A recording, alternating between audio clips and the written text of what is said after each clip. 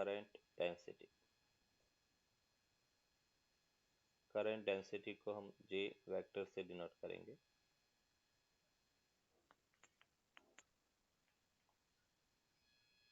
ये जैसे एक कंडक्टर है, इस कंडक्टर में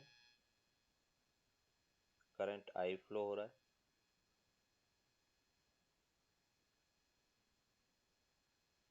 ये करंट I है और एक क्रॉस सेक्शन हमने लिया। क्रॉस सेक्शन का एरिया वेक्टर उसके परपेंडिकुलर है A and making an angle theta with current I। और अपनी को इस गिवन क्रॉस सेक्शन के लिए अगर करंट डेंसिटी फाइंड करना है तो करंट डेंसिटी हम कहेंगे करंट पर यूनिट टाइम। यहाँ पे अपन कह रहे कि I और I एरिया का वो कंपोनेंट जो I के अलोंग है, तो उसको अपन कह सकते हैं I upon A cos theta. ये अपने पास करंट डेंसिटी होगा करंट पर यूनिट एरिया। इसको सिंपल अपन कह सकते हैं the electric current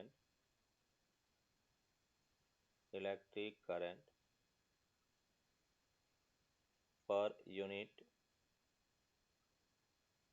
cross section area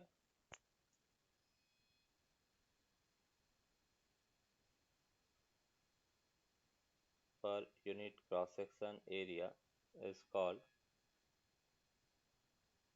current density।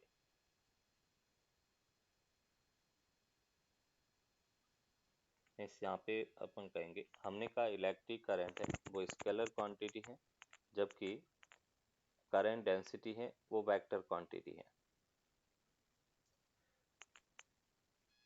Current density जो क्वांटिटी है वो वेक्टर क्वांटिटी है, और वेक्टर क्वांटिटी है तो उसकी कोई डायरेक्शन होगी। तो डायरेक्शन हम किसके अलोंग देंगे, तो जिधर अपन कह रहे कि इलेक्ट्रिक फील्ड की डायरेक्शन है तो vector quantity and direction is along the electric field intensity. Direction is along the electric field intensity. Electric field intensity means यहाँ पे जैसे अपने को मिला J equals to I upon A cos theta. अगर मुझे यहाँ पे करंट फाइंड करना है तो करंट को अपन लिख सकते हैं J into A cos theta, और यहाँ पे हम इसको अगर इंटीग्रेशन में लिखे तो close integral J dot D ए, या हम कह सकते हैं J vector dot A vector, ये इलेक्ट्रिक करंट होगा। एंड SI यूनिट अगर देखें, SI यूनिट करंट डेंसिटी का, तो एम्पियर पर मीटर स्क्वायर के इक्वल होगा। ये इसका SI यूनिट है। तो current density current per unit cross section area is called current density. Vector quantity है और उसकी direction along the electric field intensity रहती है।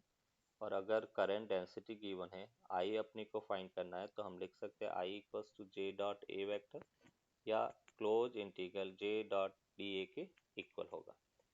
अभी अपन यहाँ पर इससे रिलेटेड एक एग्जांपल देखते हैं।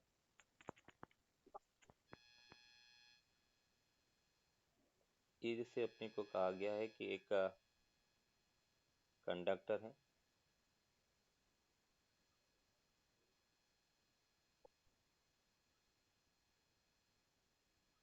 इस कंडक्टर में इसका जो रेडियस है वो R के इक्वल है, और हमें कहा गया है कि कंडक्टर में current density J not 1 minus small r upon R के इक्वल है।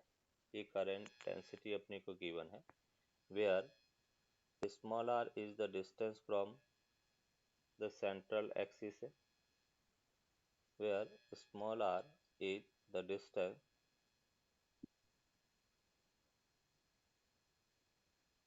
from the central axis है। सेंट्रल एक्सिस से अपन कह रहे कि डिस्टेंस है J naught is positive constant है, positive constant. Then find then find the total current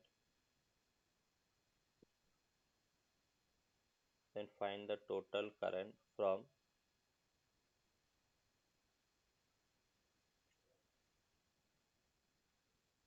find the total current passing through the given conductor. Passing through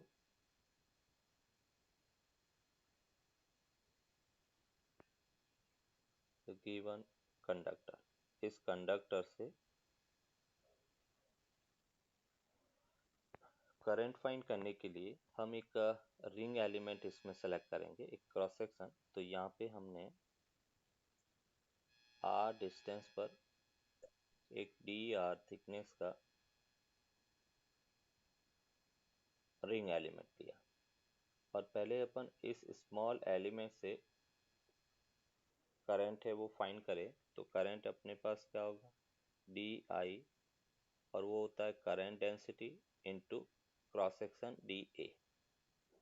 current density अपने पास है J naught 1 minus small R upon capital R, and cross section area इस ring का होगा 2 pi R into D are.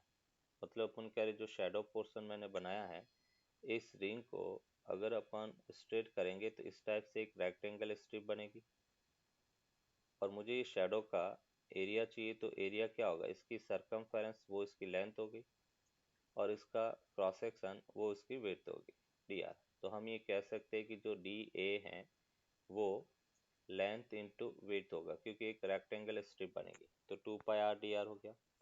अभी मुझे total current चाहिए तो उसको अपन इंटीग्रेशन कर लेते हैं, इंटीग्रेशन डी आई। तो यहाँ से अपने को मिला J naught 2 pi 1 minus small R upon capital R, R D R. Limit कहाँ से कहाँ, R equals to 0 to capital R, ये इसकी लिमिट होगी।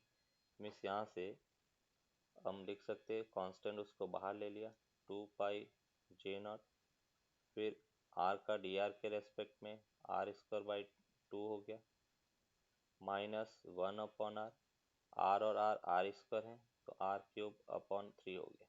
लिमिट 0 टू आर, मीन्स यहाँ से हम लिख सकते हैं 2 पाई जे नॉट, ये अपने पास आर स्क्वायर और 1/2 minus 1/3 and that is equals to 1/6। 2 से ये कैंसिल आउट हो गया, यहाँ पे 3। तो फाइनली आंसर अपने को मिला J naught pi R square by 3 के इक्वल होगा। ये टोटल फ्लोइंग करंट है।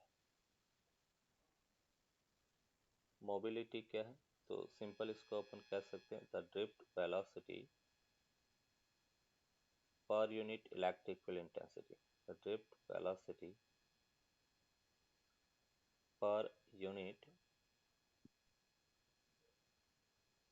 Electric field intensity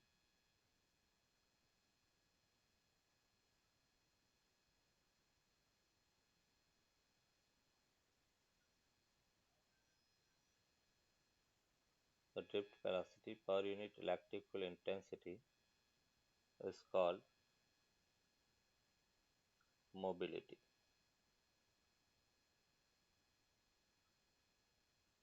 and mobility को म्यू से अपन डिनोट करेंगे। तो यहाँ पे म्यू इक्वल्स टू हम ये कह सकते हैं drift velocity per unit electric field intensity. तो ये मोबिलिटी का फॉर्मूला है, mu equals to V D upon E के इक्वल होगा। और अगर हम drift velocity in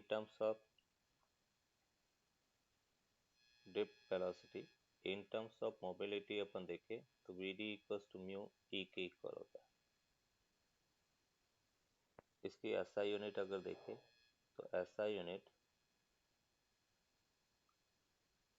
we D meter पर सेकेंड है, मीटर पर सेकेंड, और इलेक्ट्रिक फील्ड न्यूटन पर कूलम। या हम इसको ऐसा भी लिख सकते हैं मीटर पर सेकेंड और इलेक्ट्रिक फील्ड को वोल्ट पर मीटर। तो यहाँ से अपने को मिला meter square upon volt into second. ये अपन कह रहे कि इसकी एसआई यूनिट होगी। अगर अपन ठीक है। कंडक्टर की बात करें तो कंडक्टर में चार्ज कैरियर्स केवल इलेक्ट्रॉन्स होते हैं, तो इलेक्ट्रॉन्स की मोबिलिटी वो सेम रहेगा। अगर हम सेमीकंडक्टर की बात करें, फॉर सेमीकंडक्टर, तो सेमीकंडक्टर के अंदर चार्ज कैरियर्स दो होते हैं, एक इलेक्ट्रॉन होते हैं, एक होल्स होते हैं। तो सेमीकंडक्टर में चार्ज कैरियर्स जो हैं,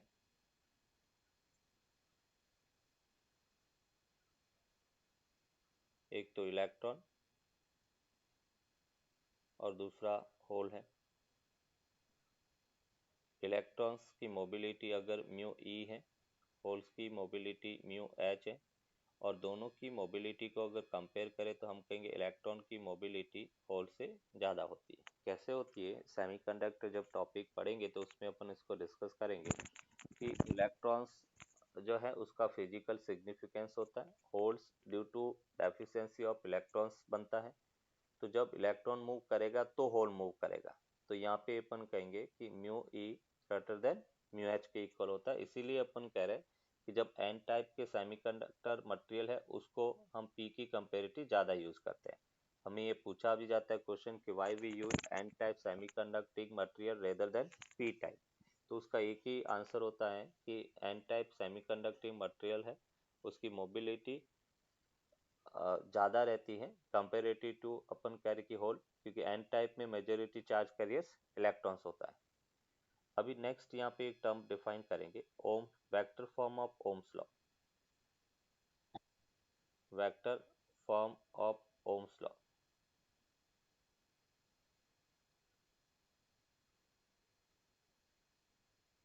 इन जनरल जैसे हमने देखा था Ohm's law V equals to I R होता है। अगर हम वेक्टर फॉर्म में इसको देखना चाहे तो किस टाइप से हम देखेंगे, तो हमें पता है Ohm's law V equals to I R के इक्वल है। ये अपने पास V, हमने कहा आई, आर को अपन लिख सकते हैं रो एल अपॉन ए, रेजिस्टेंस को अपने लिखा रो एल अपॉन ए।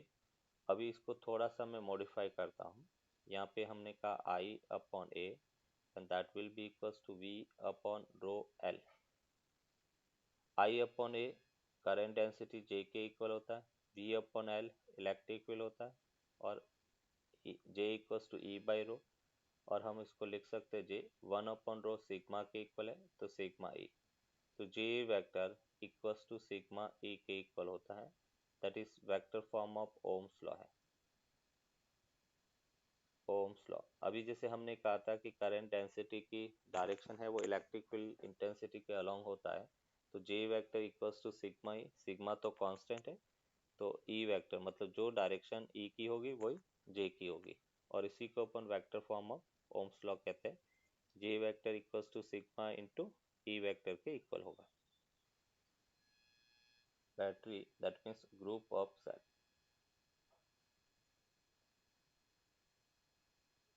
तो ग्रुप ऑफ सेल वो बैटरी के इक्वल है। ये सिंगल सेल हो गया, वेरिएबल सेल, और battery that means group of cell. अगर अपन कह रहे हैं इस टाइप से, अपन कह रहे हैं कि एक पॉइंट ऐसा है जहां पर दो से ज़्यादा ब्रांचेज आपस में मिल रही हैं, जैसे ये अपन कह रहे हैं कि करंट आ रही है, ये करंट इस टाइप से जा रही है, तो इसको अपन जंक्शन कहेंगे, that is junction, the meeting point of more than two branches, junction और नोड, जंक्शन और नोड है। हम स्विच को इन जनरल करंट इलेक्ट्रिसिटी में ये स्विच है, ये जो अपने यहाँ पे डॉट नहीं लगाया तो उसको अपन कहेंगे ओपन स्विच, मतलब सर्किट ऑफ है। अगर इस टाइप से ये स्विच है और इसमें डॉट ऐसे लगाया तो उसको अपन क्लोज द स्विच कहेंगे, क्लोज द स्विच मतलब सर्किट ऑन है, या ऑन स्विच।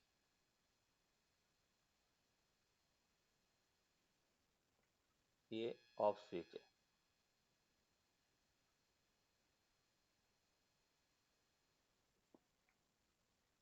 अगर हम सेल की बात करें तो सेल, दो टाइप के सेल यहाँ पे अपन डिस्कस करेंगे या हम यूज में लेते हैं। हालांकि क्लासिफिकेशन अभी नहीं है सिलेबस में, केवल अपन इंफॉर्मेशन के लिए देख रहे हैं कि जो सेल है वो दो टाइप के होते हैं। एक हम कहेंगे प्राइमरी सेल, और सेकेंड जो है उसको हम कहेंगे सेकेंडरी सेल। प्राइमरी सेल जिसको अपन सिंगल एक ही बार यूज कर सकते हैं, फर्दर अपन कह रहे कि हम रिचार्ज नहीं कर सकते, उसको प्राइमरी सेल कहेंगे। और इसका एग्जांपल हम कह सकते हैं dry cell.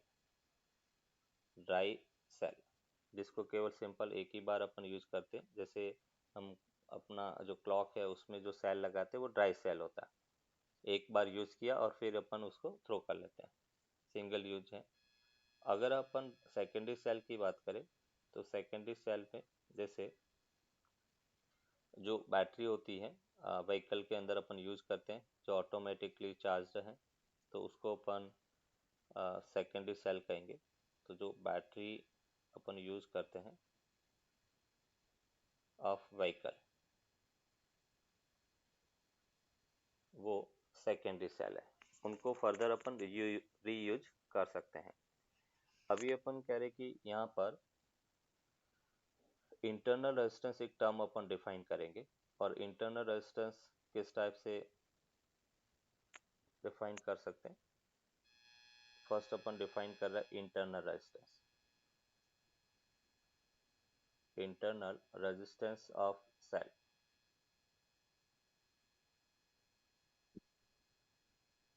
A cell.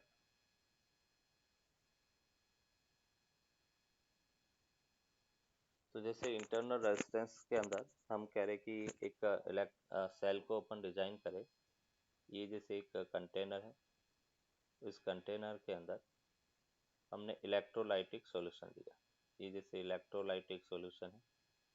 Electrolytic solution के लिए अपन क्या करते हैं, जैसे लिक्विड है और उस लिक्विड के अंदर अमोनियम क्लोराइड डाल दिया, electrolytic sir solution. Electrolytic solution. और इलेक्ट्रोलाइटिक सॉल्यूशन अपन जो सेल बनाते हैं उसमें अपन कहेंगे कि जैसे H2O plus ammonium chloride NH4Cl, ये हमने मिक्स कर दिया, दोनों को ऐड कर दिया। और एक इसमें कॉपर रॉड होती है, ये जैसे अपन कह रहे कि एक सॉरी कॉपर नहीं, कार्बन रॉड है, ये कार्बन रॉड है। और दूसरा एक जिंक रॉड है,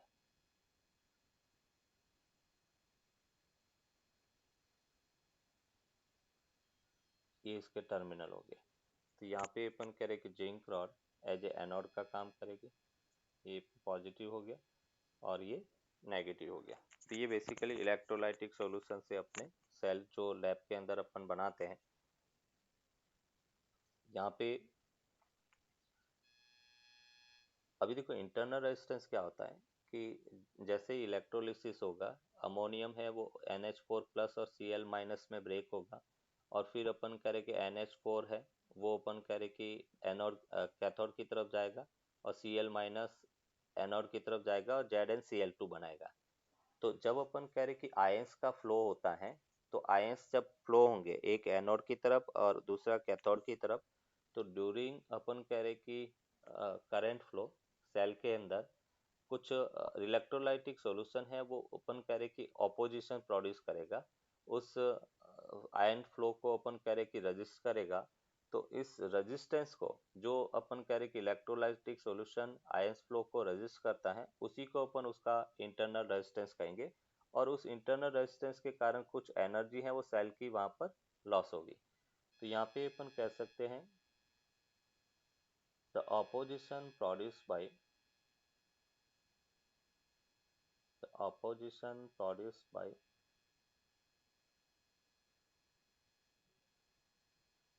the electrolytic solution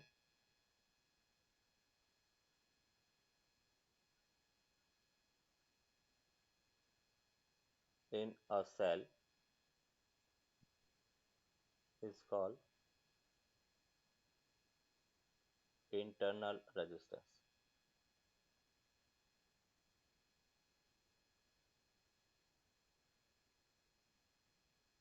The opposition produced by the electrolytic solution in a cell is called internal resistance।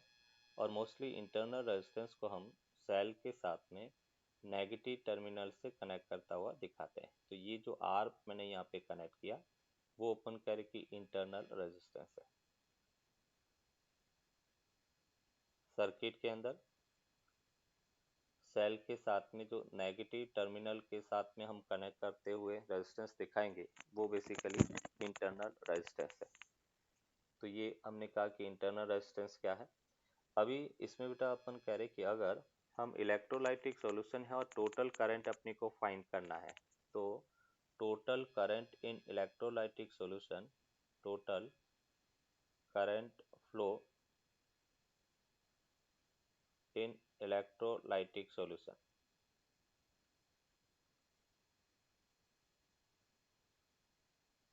तो जब अपन करें कि इलेक्ट्रोलाइटिक सॉल्यूशन है उसमें इलेक्ट्रोलाइटिक सॉल्यूशन है और इलेक्ट्रोलिसिस प्रोसेस जब होगा तो उस केस में अपन करें कि टोटल करंट ड्यू टू अपन करें कि पॉजिटिव आयंस होगा plus current due to negative ions. हमें इस टाइप से क्वेश्चन भी कई बार पूछा जाता है कि एक सॉल्यूशन है जिसमें अपन कह रहे हैं पॉजिटिव आयंस की डेंसिटी गिवन होगा, नेगेटिव आयंस की डेंसिटी गिवन होगा और हमें उसमें एक टोटल करंट फाइंड करना है। तो हम ये कह सकते हैं current due to positive ions plus current due to negative ions. अगर पॉजिटिव आयंस है तो हम कहेंगे एन, ये जैसे अपन कह रहे कि plus E A V D, और वी डी को अपन ये अपने पास इसकी ड्रिफ्ट वेलोसिटी हो गया पॉजिटिव आयंस की। फिर अपन कह रहे कि N negative ions number density E A, और ये अपन कह रहे वी डी माइनस होगा। तो इस टाइप से टोटल करंट को अपन फाइंड कर सकते हैं। केवल कंडक्टर है तो कंडक्टर के अंदर करंट इलेक्ट्रॉन्स के कारण होती है, तो उसको अपन N E A V D लिखते हैं। और यहाँ पे अपन कह रहे हैं कि पॉजिटिव आयंस और नेगेटिव आयंस दोनों के सम के इक्वल करंट होगी। EMF is a type of potential difference है, टाइप्स ऑफ पोटेंशियल डिफरेंस है and types of potential difference है तो इसकी ऐसा यूनिट क्या होगा, वोल्ट। जो पोटेंशियल डिफरेंस की यूनिट है वही इसकी यूनिट होगा। अभी ये पोटेंशियल डिफरेंस से डिफरेंस दोनों में डिफरेंस क्या है, तो हम ये कह सकते हैं the work done by non electric force, the work done by non electric force. जैसे सेल के अंदर नॉन इलेक्ट्रिक फोर्स कौन है, केमिकल फोर्स, क्योंकि हम इलेक्ट्रोलिसिस करवा रहे हैं और इलेक्ट्रोलिसिस किसके कारण है, केमिकल एनर्जी के कारण। तो बेसिकली अपन कह रहे कि जब भी work done non electric force के कारण होता है किसी चार्ज को एक पॉइंट से दूसरे पॉइंट तक मूव करने में, तो उसको अपन EMF कहेंगे, इलेक्ट्रोमोटिव फोर्स कहेंगे। और इलेक्ट्रिक फोर्स के कारण होता है, जैसे इलेक्ट्रिक फील्ड इंटेंसिटी के कारण जब चार्ज मूव करता है तब वर्क होता है, तो उसको अपन पोटेंशियल डिफरेंस कहते हैं। The work done by non electric force to move to carry a unit positive charge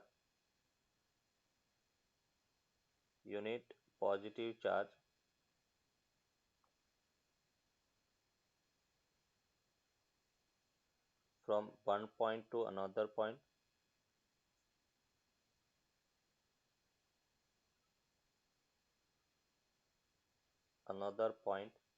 is called EMF, electromotive force. अभी अपन कह रहे कि सेल का EMF कैसे अपन मेजर करेंगे, तो यहाँ पे अगर सेल को EMF मेजर करना है तो जब अपन कह रहे कि ये जैसे सपोज सेल है, सेल सर्किट में कनेक्टेड है बट सर्किट क्लोज है, सर्किट में करंट फ्लो नहीं हो रही है, तब अपन कह रहे कि अगर हम वोल्ट मीटर अटैच करें तो वोल्ट मीटर हमें EMF की वैल्यू देगा। तो जब सर्किट ऑफ है और एक वोल्ट मीटर हम सेल के टर्मिनल के अक्रॉस कनेक्ट करेंगे तो जो वोल्ट मीटर की रीडिंग है वो EMF के इक्वल होगी। मतलब वोल्ट मीटर उस मोमेंट पर इलेक्ट्रोमोटिव फोर्स उसकी वैल्यू देगा। तो यहाँ पे अपन कह सकते हैं when a circuit is closed, close का मतलब अपन कह रहे कि ऑफ है, when the circuit is closed means off, then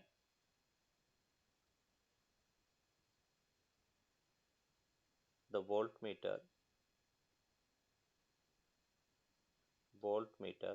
across the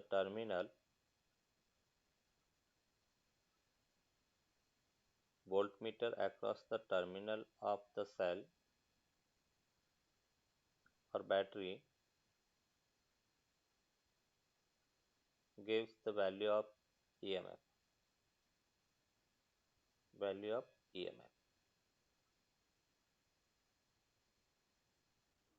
तो जब सर्किट अपन कह रहे कि क्लोज है, ऑफ है, और उस मोमेंट पर अगर हम वोल्टमीटर बैटरी के टर्मिनल के अक्रॉस लगाएंगे तो वो अपने को इलेक्ट्रोमोटिव फोर्स की वैल्यू देगा, ईएमएफ की वैल्यू देगा। अभी सेकेंड यहाँ पे टर्म डिफाइन करेंगे, दैट इज टर्मिनल वोल्टेज।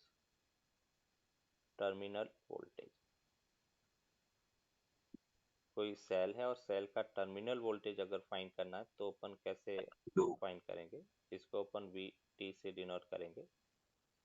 तो जब सेल सर्किट के अंदर कनेक्टेड है और करंट मतलब सर्किट ऑन है, उसमें करंट फ्लो कर रही है, तब हम कहेंगे कि बैटरी के टर्मिनल के अक्रॉस जो पोटेंशियल डिफरेंस होगा उसको अपन उसका टर्मिनल वोल्टेज कहेंगे। तो यहाँ पे अपन कह रहे हैं कि when a circuit is on, then the potential difference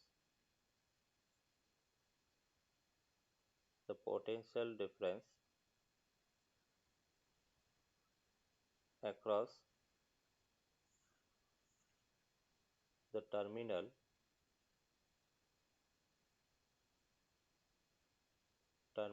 of the cell or battery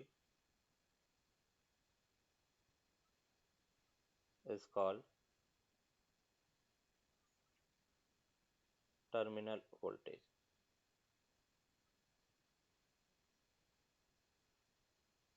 basically terminal voltage को हम ऐसे भी कह सकते हैं, द पोटेंशियल डिफरेंस या potential drop across the external resistance. Circuit के अंदर जो एक्सटर्नल रेजिस्टेंस है उसके अक्रॉस जो पोटेंशियल ड्रॉप होगा उसको भी अपन टर्मिनल वोल्टेज कह सकते हैं।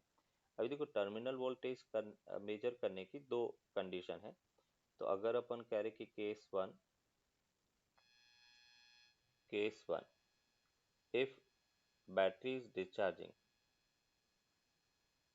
if battery is discharging, battery discharge हो रही है मतलब बैटरी से करंट आउट में अपने को मिल रही है। किस टाइप से, ये जैसे अपन कह रहे कि एक बैटरी है, प्लस माइनस, इसका इंटरनल रेजिस्टेंस R है,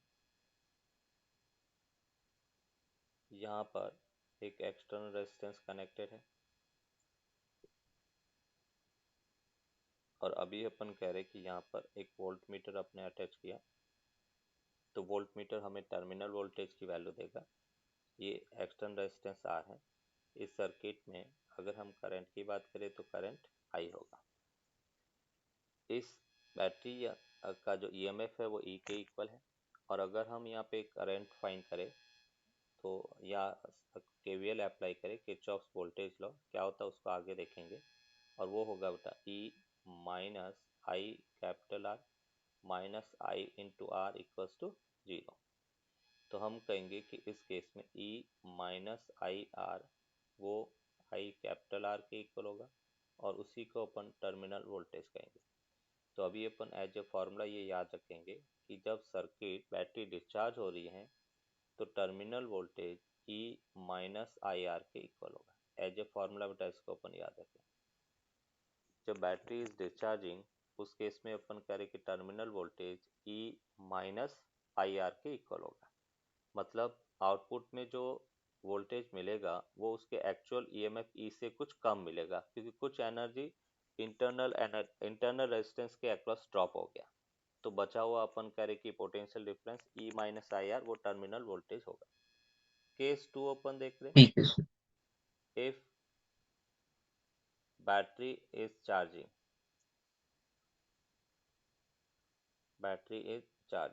अगर अपन कह रहे कि बैटरी चार्ज हो रही है तो क्या कंडीशन होगी। जैसे अपन कह रहे कि ये एक बैटरी है, इसका इंटरनल रेजिस्टेंस बटा स्मॉल आर है, यहाँ पर हम एक वोल्ट मीटर अटैच कर रहे हैं और वोल्ट मीटर प्लस माइनस, और इसमें करंट बैटरी के अंदर जा रही है, तो इसका मतलब बैटरी क्या हो रही है, चार्ज हो रही है। इस बैटरी का ईएमएफ अपन कह रहे कि ई के इक्वल है। तो जब बैटरी चार्ज हो रही है तब टर्मिनल वोल्टेज क्या होगा, तो V T equals to E plus I R के इक्वल होगा। चार्ज हो रही है तब terminal voltage E plus I R होगा, डिस्चार्ज हो रही है तब terminal voltage E minus I R के इक्वल होगा। दोनों में बेटा डिफरेंस होता है। हमें पूछा जाता है कि टर्मिनल वोल्टेज, तो हमें ध्यान रखना होता है कि करंट बैटरी से आउट हो रही है तो ई माइनस आई आर होगा, बैटरी के अंदर जा रही है तो ई प्लस आई आर होगा। बैटरी के अंदर करंट फ्लो हो रही है, इसका मतलब बैटरी उस मोमेंट पर चार्ज होगी। तो यहाँ पे अपन कह रहे कि एक सर्किट है जिसमें अपन कह रहे कि सेल फर्स्ट है उसका ईएमएफ 5 वोल्ट है और सेकेंड का 2 वोल्ट है। पोलैरिटी कनेक्शन अपोजिट पोलैरिटी में कनेक्टेड है और अपने को पूछा गया है कि find the terminal voltage of both cell. बेटा find the terminal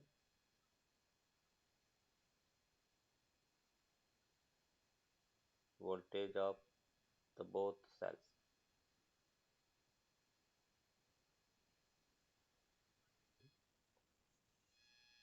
suppose current की डायरेक्शन बेटा ये है, ये अपन कह रहे कि आई करंट फ्लो हो रही है और इसमें बेटा करंट अगर अपन फाइंड करें तो देखो क्या होगा। हम केवीएल अप्लाई करें इसके अंदर तो यहाँ से 5 वोल्ट, इसको बेटा आपने लिखा माइनस, पहले हमने कहा E1 माइनस आई इंटू बेटा रेजिस्टेंस 4 है माइनस आई इंटू रेजिस्टेंस 1 है plus E2 minus I into resistance 2 के इक्वल है इक्वल्स टू 0 बेटा। केवीएल, इसको अपन केवीएल, इसका रूल क्या है वो अपन आगे देखेंगे।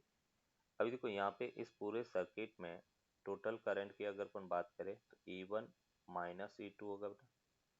सर E2 माइनस होगा, यहाँ पे E2 माइनस है तो E1 माइनस E2 अपॉन बेटा total resistance R1 plus R2 plus capital R के इक्वल होगा।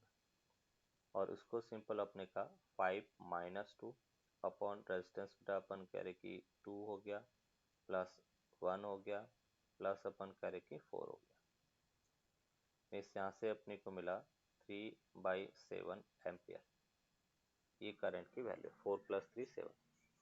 अभी अपन टर्मिनल वोल्टेज जैसे अपन बात करें बेटा सेल E1 से करंट आउट हो रही है, तो अगर हम VT1 फाइंड करें तो सेल 1 है वो डिस्चार्ज होगा बेटा, और डिस्चार्ज होगा तो अपन कह रहे कि टर्मिनल वोल्टेज E1 माइनस आई R1 के इक्वल होगा।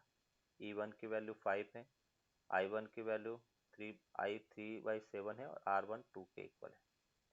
तो यहाँ से अपने को मिला 35 माइनस 6 29 अपॉन 7 के इक्वल होगा volt. 35 minus 6 that is 29/7 volt. अगर हम सेल 2 की बात करें बेटा, देखो सेल 2 के अंदर करंट अंदर की तरफ फ्लो हो रहा है तो सेल क्या होगा, चार्ज होगा बेटा। तो अपन कह रहे कि सेकेंड केस में जो सेकेंड सेल है वो चार्ज हो रहा है, और चार्ज हो रहा है तो अपन ने कहा था terminal voltage E2 plus I R होगा। तो हम इसको लिख सकते हैं E2 plus I are to. E2 की वैल्यू 2 है प्लस करंट 3/7 है और ये अपने पास 1 हो गया, तो 7 और प्लस 3 10/7 वोल्ट। तो ये इसका टर्मिनल वोल्टेज। सर वैसे जब हमने किरचॉफ्स जंक्शन लॉ भी कहते हैं।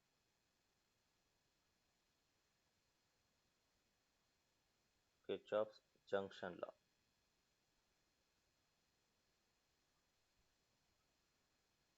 तीनों बेटा सेम है। यहाँ पे फर्स्ट लॉ कहे तब भी अपन कह रहे कि केसीएल की बात कर रहे हैं, या किरचॉफ्स करंट लॉ, या अपन कह रहे कि किरचॉफ्स जंक्शन लॉ।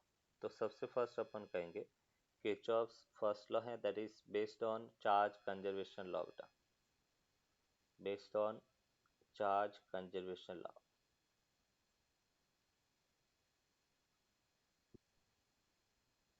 लॉ कहता क्या है कि किसी जंक्शन पर incoming current equals to outgoing current के इक्वल होता है, या किसी जंक्शन पर टोटल करंट का एल्जेब्रिक सम ऑलवेज जीरो होगा।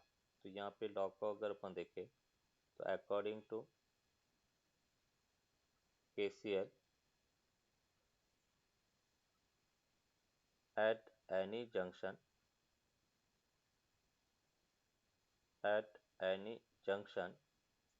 or node, the algebraic sum of total current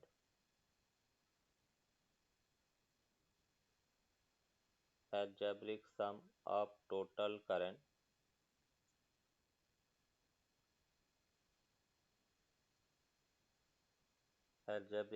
of the total current is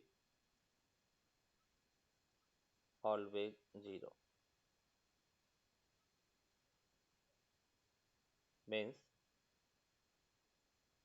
at any junction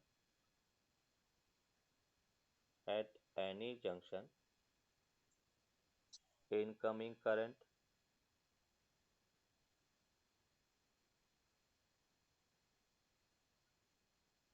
will be equal to outgoing current.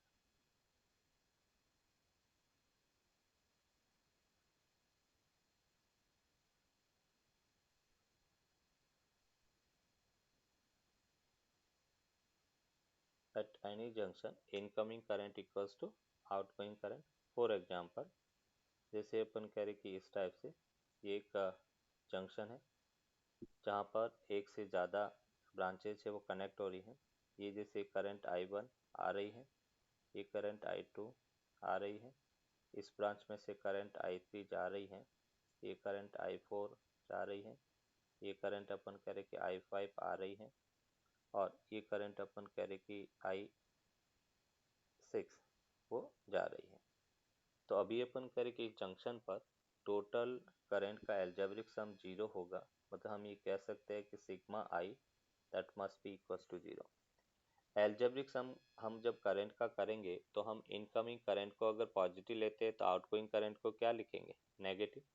तो मैं ये कह सकता हूँ कि इस जंक्शन पर जो करंट आ रही है उसको पॉजिटिव ले रहा हूँ, तो I1 आ रही है पॉजिटिव, I2 आ रही है पॉजिटिव, I3 जा रही है नेगेटिव, I4 जा रही है नेगेटिव, I5 आ रही है पॉजिटिव एंड I6 जा रही है नेगेटिव, इक्वल्स टू जीरो होगा। इसका मतलब हम ये कह सकते हैं कि इस जंक्शन पर I1 plus I2 plus I5 equals to I3 plus I4 plus I6 के इक्वल होगा। मतलब हम ये कह सकते हैं कि किसी जंक्शन पर total incoming current I1 I2 I5 आ रही है, incoming current equals to total outgoing current के इक्वल होगा। ये बेटा KCL है, total incoming current equals to total outgoing current के इक्वल होगा। किरचॉफ्स वोल्टेज लॉ है वो एनर्जी कंजर्वेशन लॉ पर बेस्ड है।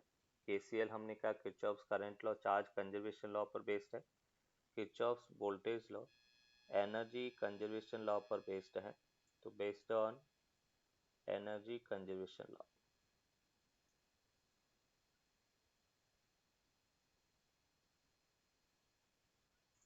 नेक्स्ट अपन कहेंगे अभी लॉ होता क्या है। तो according to KVL Kirchhoff's voltage law, according to KVL the total according to KVL in a loop total potential drop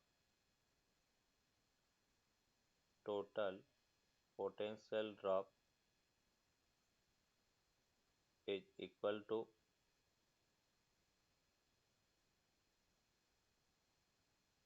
the applied potential. Total potential drop is equal to the applied potential. किसी circuit या loop के अंदर total जो drop है वो obviously applied potential के बराबर होगा। मतलब हम ये कह सकते हैं कि in a loop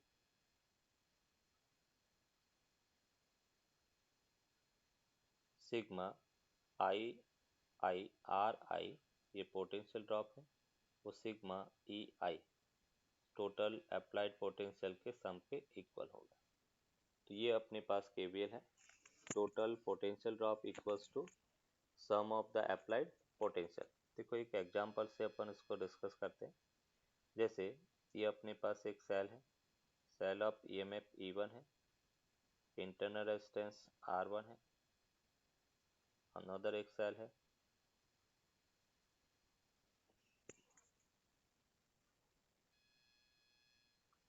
cell of EMF E2 है, इंटरनल रेजिस्टेंस R2 के इक्वल है। ये अपने पास एक का एक्सटर्नल रेजिस्टेंस है R। अभी अपन कह रहे कि इसमें केवीएल जब अप्लाई करेंगे तो हम क्या कहेंगे, करंट पहले अपने इसमें कहा कि आई फ्लो हो रही है और जो मैंने एरो लिया वो लूप की डायरेक्शन है। अभी अपन कह रहे कि जब हम करंट और लूप की डायरेक्शन दोनों सेम होती है तब पोटेंशियल ड्रॉप अक्रॉस बेटा रेजिस्टेंस नेगेटिव होगा। तो मैं इसके अंदर ये कह सकता हूँ कि अप्लाइड पोटेंशियल बेटा क्या है, दोनों सेम पोलैरिटी में है बैटरी, तो ऐड कर दिया E1 प्लस E2। और ड्रॉप क्या हो गया, R1 के अक्रॉस ड्रॉप क्या होगा बेटा, I इंटू R1। R2 के अक्रॉस एनर्जी ड्रॉप क्या होगा, I इंटू R2। आयर। और R के अक्रॉस बेटा I इंटू R। तो ये total applied potential equals to total potential drop के इक्वल होगा। और यहाँ से अपन कह रहे कि अगर हमें करंट फाइंड करना है तो हम ये कह सकते हैं E1 plus E2 upon R1 plus R2 plus capital R के इक्वल होगा।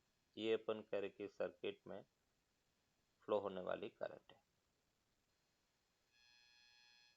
Mark the current direction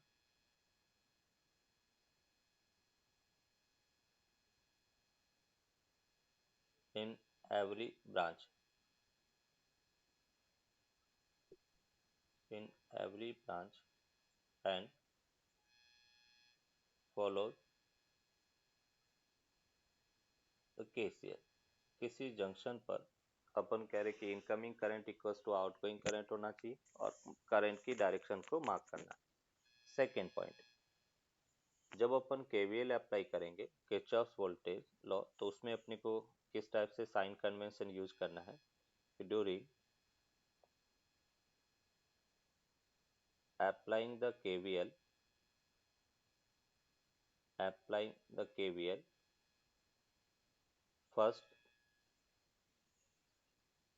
take the loop direction randomly, take the loop direction randomly।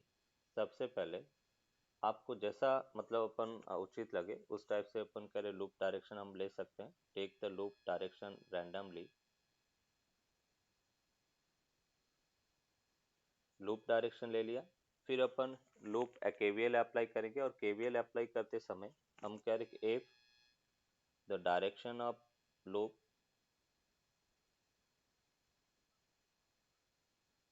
the direction of loop is same as the direction of current,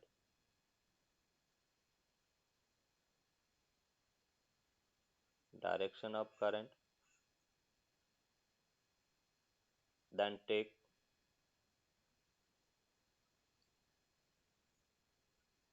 the drop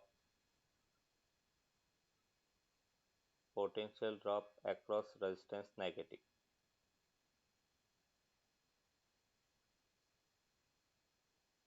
across negative, and if direction is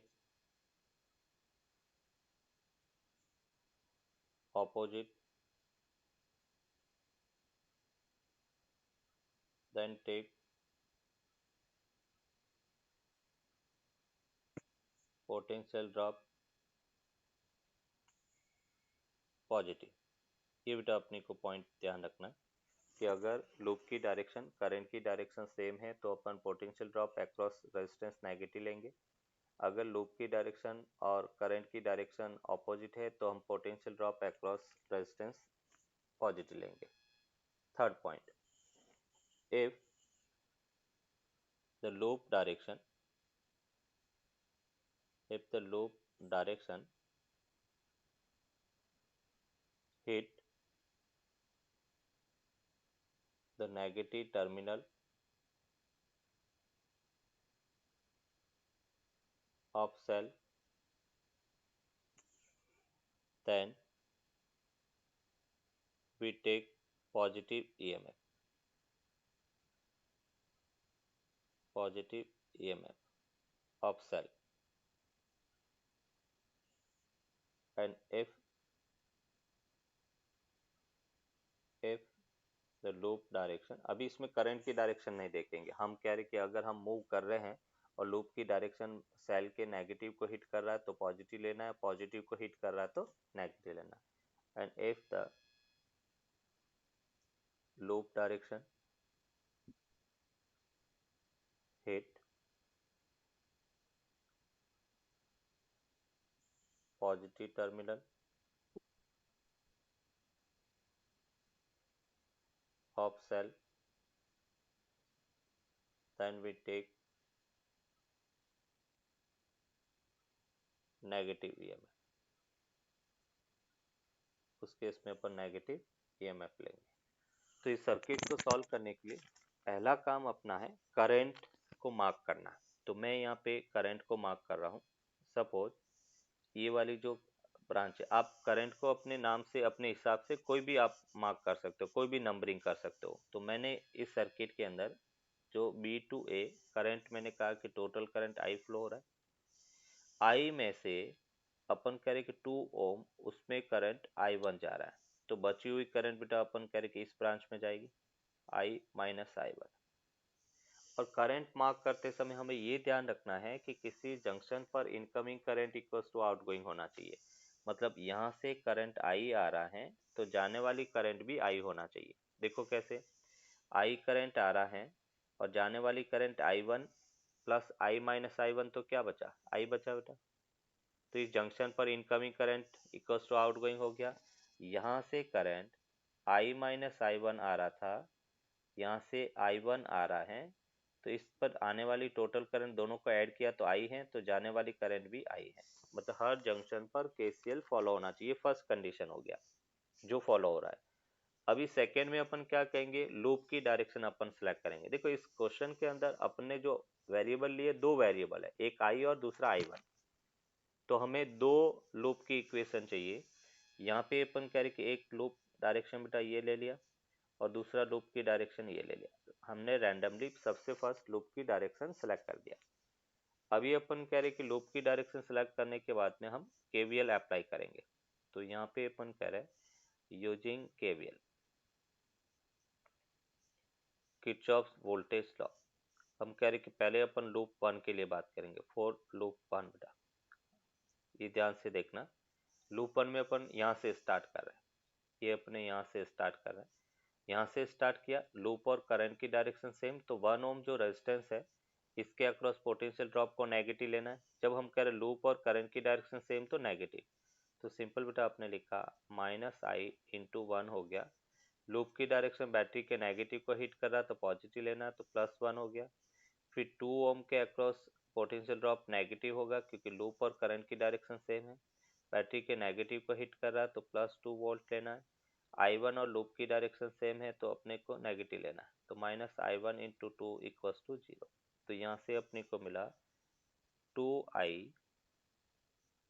plus 3I1 equals to 3 volt के equal होगा, that is equation 1 हो गया। अभी हम loop 2 की बात करते हैं। फॉर लूप 2, लूप 2 को बेटा मैं यहाँ से स्टार्ट कर रहा हूँ, इस पॉइंट से स्टार्ट कर रहा हूँ। तो अपन कह रहे सबसे फर्स्ट पॉजिटिव को हिट कर रहा है, ये पॉजिटिव टर्मिनल है तो अपने को नेगेटिव लेना है, तो -3 हो गया। करंट और लूप की डायरेक्शन सेम है तो माइनस लेना, potential drop I minus I1 into 3 हो गया। फिर अपन कह रहे कि I माइनस I1 इंटू 4 हो गया। फिर अपने पास +4 हो गया बेटा, फिर प्लस I1 इंटू टू हो गया, क्योंकि I1 और लूप की डायरेक्शन ऑपोजिट हो गया, तो ये पॉजिटिव ले लिया, इक्वल्स टू 0 बेटा। और यहाँ से अपन इसको सॉल्व करेंगे तो देखो क्या मिला, -3, ये बेटा अपन करें कि -3i प्लस 3i1 और -4i plus 4i1 plus 4 plus 2i1 equals to 0। यहाँ से अपने को मिला 3i 4i, तो टोटल अपन करें कि -7i बेटा। फिर अपने पास 3i1 7i1 और ये 2 कितना हो गया 9, तो यहाँ से अपने लिखा बेटा 9i1 इक्वल्स टू -3 प्लस 4, ये -1 हो गया, इसको माइनस से मल्टीप्लाई कर लो तो 7i minus 9i1 equals to 1, that is equation 2 है। अभी अपने पास I1 मतलब 2 ओम के अक्रॉस पोटेंशियल डिफरेंस चाहिए, तो मुझे I1 करंट की रिक्वायरमेंट है, तो मुझे I को एलिमिनेट करना है। और I को एलिमिनेट करने के लिए मैं क्या करता हूँ, तो from equation 1 multiply by 7 minus equation 2 multiply by 3, तो 7 से मल्टीप्लाई किया फर्स्ट को बेटा, तो ये हो गया 14i plus 21i1 equals to 21, और फिर 3 से मल्टीप्लाई करेंगे, सॉरी 2 से मल्टीप्लाई करना, 2 को 2 से मल्टीप्लाई किया तो 7 2 जा 14i हो गया बेटा, माइनस 18i1 हो गया, प्लस 2 के इक्वल है। और यहाँ से अपन कहेंगे दोनों को सब्ट्रैक्ट किया तो माइनस हो गया, ये प्लस हो गया, माइनस हो गया, 14i से 14i कैंसिल आउट हो गया, तो ये अपने को मिला 39i1 इक्वल्स टू 23 बेटा। तो I1 अपने को कितना मिला, सॉरी 21 माइनस 2 19 हो गया, तो यहाँ से अपने को ये 19 I1 इक्वल्स टू अपने मिला 19/39 एम्पियर, ये बेटा I1 की वैल्यू है। अभी अपन कह रहे कि मुझे ए और बी मतलब 2 ओम के अक्रॉस अगर फाइंड करना, तो मैं इसमें बेटा KVL लगाता हूँ इस ब्रांच में, तो इस ब्रांच में जब KVL लगाऊंगा तो हम कहेंगे कि VA माइनस करंट बेटा I1 की value 19/39 into resistance 2 equals to potential VB के इक्वल होगा। तो यहाँ से अपन कह सकते हैं कि VA माइनस बेटा VB इक्वल्स टू 38/39 वोल्ट के इक्वल होगा, that is the answer. A minus B potential difference कुछ इस टाइप से अपन फाइंड कर सकते हैं।